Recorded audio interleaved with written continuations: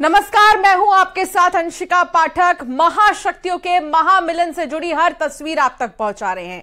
भारत मंडपम में डिनर का आयोजन किया गया है। G20 नेताओं के सम्मान में डिनर का आयोजन है। राष्ट्रपति भारत मंडपम में पहुंच गई हैं। पीएम मोदी भी भारत मंडपम में मौजूद है। राष्ट्रपति द्रौपदी मुर्मू की ओर से डिनर का आयोजन किया गया है। डिनर के दौरान G20 नेताओं के साथ चर्चा होगी।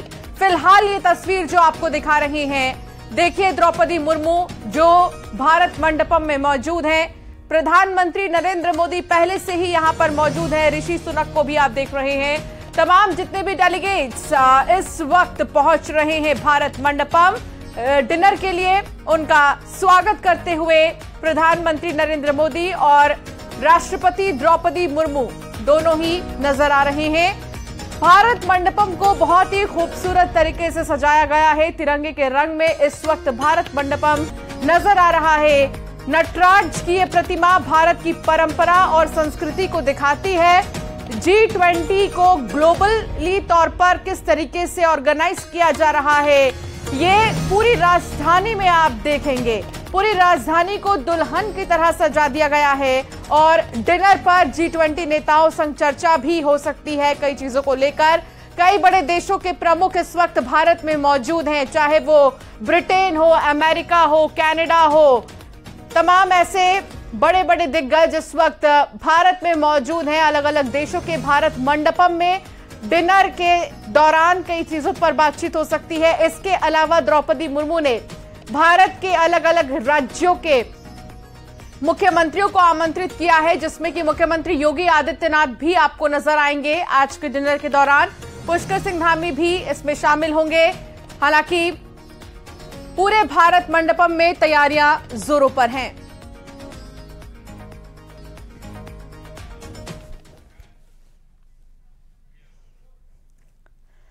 तो दिल्ली में आज से G20 शिखर सम्मेलन का आगाज हो चुका है। दुनिया की कई महाशक्तियां इस वक्त भारत में मौजूद हैं। मेहमानों का भारत ने गर्मजोशी से स्वागत किया और बुद्धि की, और साथ ही आपको बता दें कि यहां की धरती से मोदी ने दिल जीतने वाला संदेश भी दिया है। बुद्ध की धरती से दिल जीतने वाला संदेश दिया गया। उद्घाटन भाषण में पीएम मोदी ने सबका साथ, सबका विकास, सबका विश्वास का मंत्र दिया। इसके साथ ही पीएम मोदी ने मोरक्को में आए भूकंप पर भी दुख जताया और सभी अतिथियों का स्वागत करते हुए कहा कि जब हम कोविड को हरा सकते हैं तो हम आपसी विश्वास में आए इस संकट पर भी विजय प्राप्त कर सकते हैं। फिलहाल ये 6 तस्वीर आपको दिखा रहे हैं जब स्वागत किया गया है। जो बाइडेन, ऋषि सुनक को आप देख रहे हैं। ब्राजील के जो राष्ट्रपति हैं वो भी यहाँ पर मौजूद है, लूला डा सिल्वा, और पीएम मॉरिशस के भी यहां पर मौजूद है। इसके अलावा आप जापान के प्रधानमंत्री को देखेंगे और बांग्लादेश की प्रधानमंत्री शेख हसीना का भी स्वागत किया गया।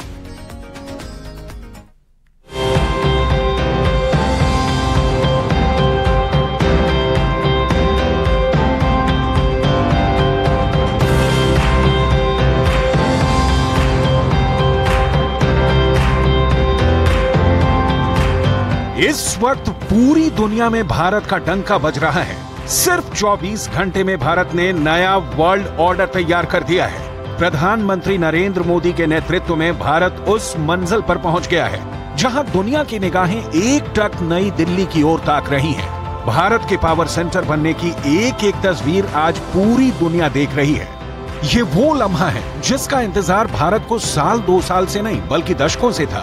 इसलिए आज जब वो सपना साकार हुआ तो प्रधानमंत्री ने एक बार फिर वसुधैव कुटुंबकम की भावना का जिक्र किया और मानवता के कल्याण को सदैव सुनिश्चित करने की बात कही। इस समय जिस स्थान पर हम एकत्रित हैं, यहां से कुछ ही किलोमीटर के फासले पर लगभग 2500 साल पुराना एक स्तंभ लगा हुआ है।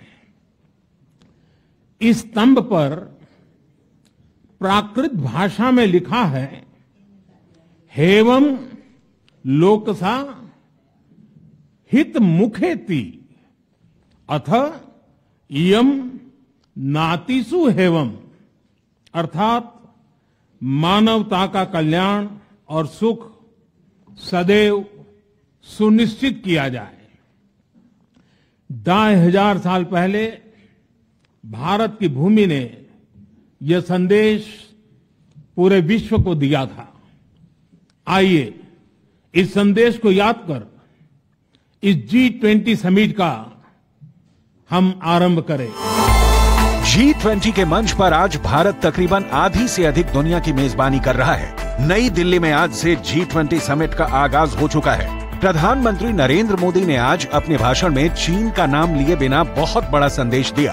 प्रधानमंत्री ने कहा कि विश्व में विश्वास का संकट पैदा हो गया है और अब हमें 21वीं सदी में दुनिया को नई दिशा देने के साथ अविश्वास को भरोसे की तरफ ले जाना है। एक बहुत बड़ा संकट विश्वास के अभाव का आया है। युद्ध ने इस ट्रस्ट डेफिसिट को और गहरा किया है। जब हम कोविड को हरा सकते हैं तो हम आपसी विश्वास पर आए इस संकट पर भी विजय प्राप्त कर सकते हैं।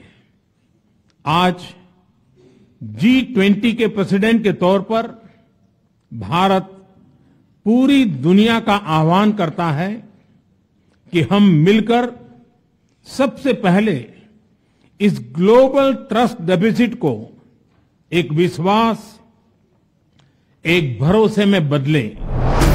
G20 समिट की शुरुआत के साथ ही आज भारत की एक बड़ी कूटनीतिक जीत भी हुई। समिट के उद्घाटन सत्र में प्रधानमंत्री नरेंद्र मोदी ने अफ्रीकन यूनियन को G20 का परमानेंट मेंबर बनाने का प्रस्ताव रखा, जिसे सभी सदस्यों ने सर्वसम्मति से पारित किया। इसके बाद बतौर अध्यक्ष भारत ने इस पर मुहर लगाई और अफ्रीकन यूनियन के अध्यक्ष अजाली असोमानी को प्रधानमंत्री ने गले लगाया और उन्हें G20 के सदस्य के तौर पर कुर्सी दी। बड़ी बात है कि भारत काफी समय से अफ्रीकन यूनियन को G20 का परमानेंट मेंबर बनाने की मांग कर रहा था और वो 18वें G20 शिखर सम्मेलन शुरू होने से ठीक पहले सच हो गया। अफ्रीकन यूनियन को G20 की स्थायी सदस्यता दी जाए। मेरा विश्वास है कि इस प्रस्ताव पर हम सबकी सहमति है।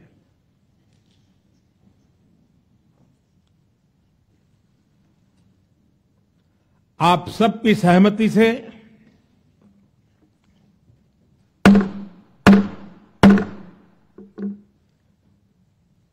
आगे की कार्रवाई शुरू करने से पहले मैं अफ्रीकन यूनियन के अध्यक्ष को G20 के स्थायी सदस्य के रूप में अपना स्थान ग्रहण करने के लिए आमंत्रित करता हूं।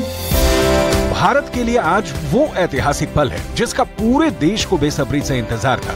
भारत अपने यहाँ अब तक के सबसे बड़े अंतर्राष्ट्रीय आयोजन का गवाह रहा है और पीएम मोदी ने अपने शुरुआती संदेश से ही तय कर दिया कि G20 की बैठक में कैसे दुनिया के भविष्य को तय किया जाए और दुनिया आगे चलकर किस राह पर जाएगी।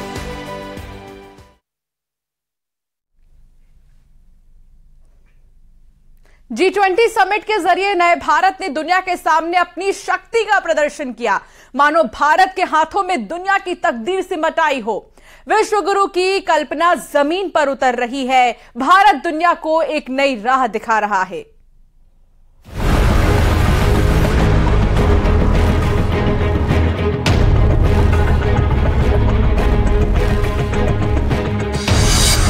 वॉशिंगटन डीसी नहीं, मॉस्को नहीं, बीजिंग नहीं, लंदन नहीं, पेरिस नहीं, नई दिल्ली। वर्ल्ड का ये नया ऑर्डर है, न्यू वर्ल्ड ऑर्डर, मतलब दुनिया की नई व्यवस्था जो भारत तय करेगा। तस्वीरें देखिए और नए भारत पर शक्तिशाली अमेरिका,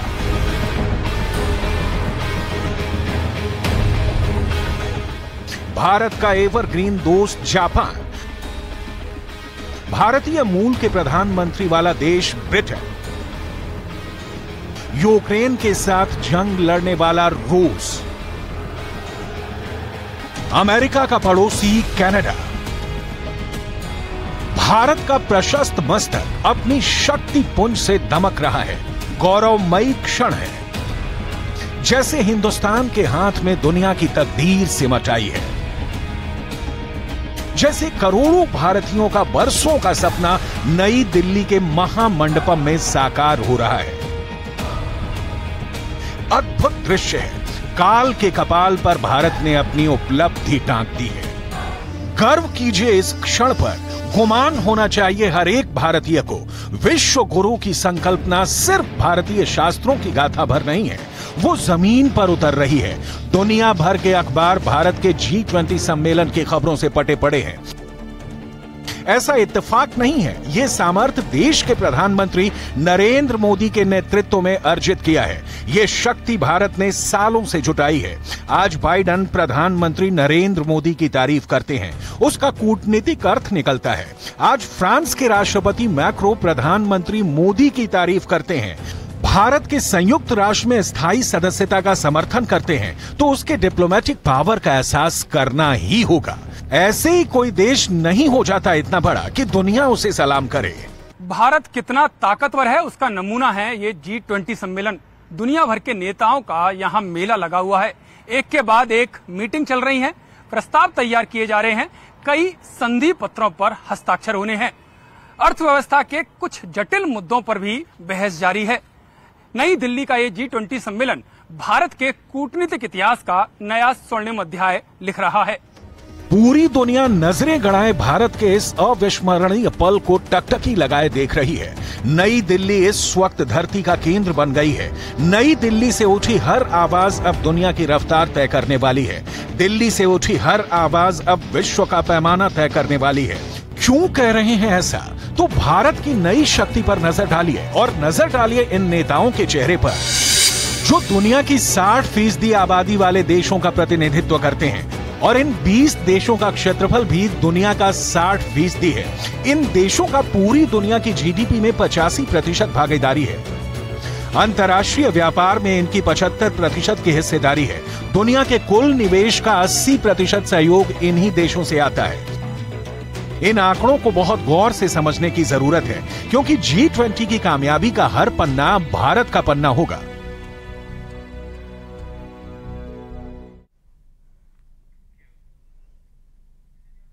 G20 शिखर सम्मेलन का आगाज हो गया है। प्रधानमंत्री नरेंद्र मोदी ने अपने उद्घाटन भाषण से इस समिट का आगाज किया। इस दौरान कुछ ऐसा देखने को मिला जिसने सबका ध्यान अपनी ओर खींच लिया।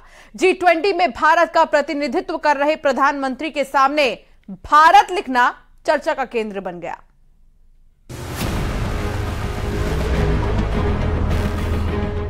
दिल्ली के दरबार में जिस वक्त महाशक्तियों का मंथन हो रहा था उस वक्त हर किसी की नजर सिर्फ यहीं थी।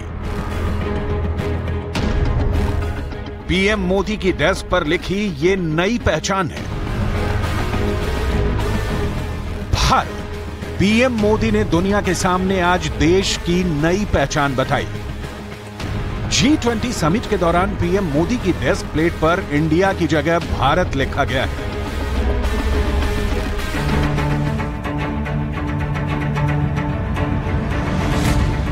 G20 समिट शुरू हुई तो पहले दिन सभी राष्ट्राध्यक्ष और विदेशी मेहमान भारत मंडपम पहुंचे। पीएम मोदी ने हर एक का दिल खोलकर स्वागत किया। Biden, Sunak, Meloni, crown Prince सभी से पीएम गर्मजोशी के साथ मिले।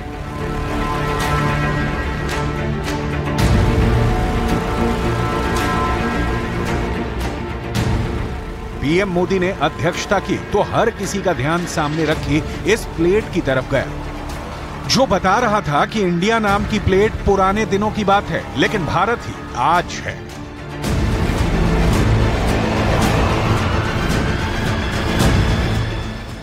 यह कोई पहला मौका नहीं है जब G20 से जुड़ी किसी प्लेट पर इंडिया की बजाय भारत नाम का इस्तेमाल किया गया हो।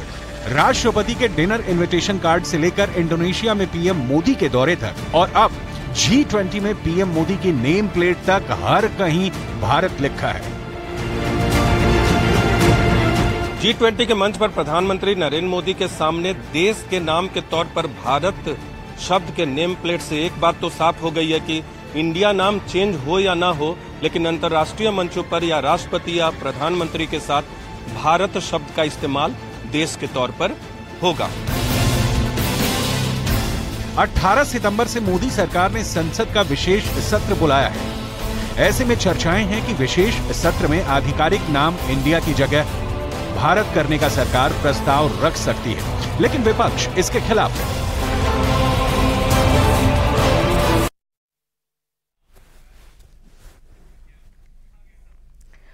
अब से G20 को G21 कहा जाएगा, क्योंकि अफ्रीकन यूनियन को अस्थायी सदस्यता मिल गई है, जिसमें 55 देश शामिल हैं। विश्व के बड़े से बड़े दिग्गज नेता जो नहीं कर पाए, वो प्रधानमंत्री नरेंद्र मोदी ने कर दिखाया।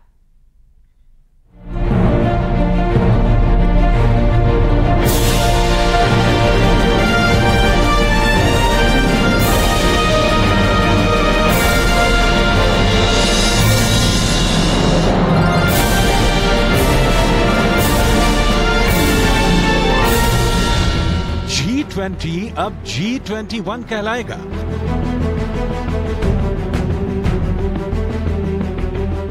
उसके पीछे वजह है पीएम मोदी।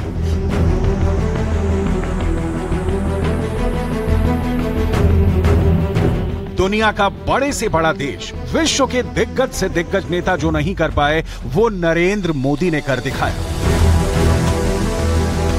क्योंकि दिल्ली दरबार में सजी दिग्गजों की मीटिंग में अफ्रीकन यूनियन को G20 में स्थायी सदस्य के रूप में शामिल किया जा चुका है कि अफ्रीकन यूनियन को G20 की स्थायी सदस्यता दी जाए। मेरा विश्वास है कि इस प्रस्ताव पर हम सबकी सहमति है।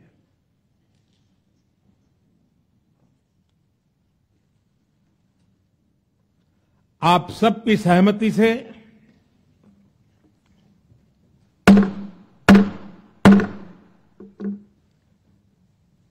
आगे की कार्रवाई शुरू करने से पहले मैं अफ्रीकन यूनियन के अध्यक्ष को G20 के स्थायी सदस्य के रूप में अपना स्थान ग्रहण करने के लिए आमंत्रित करता हूं।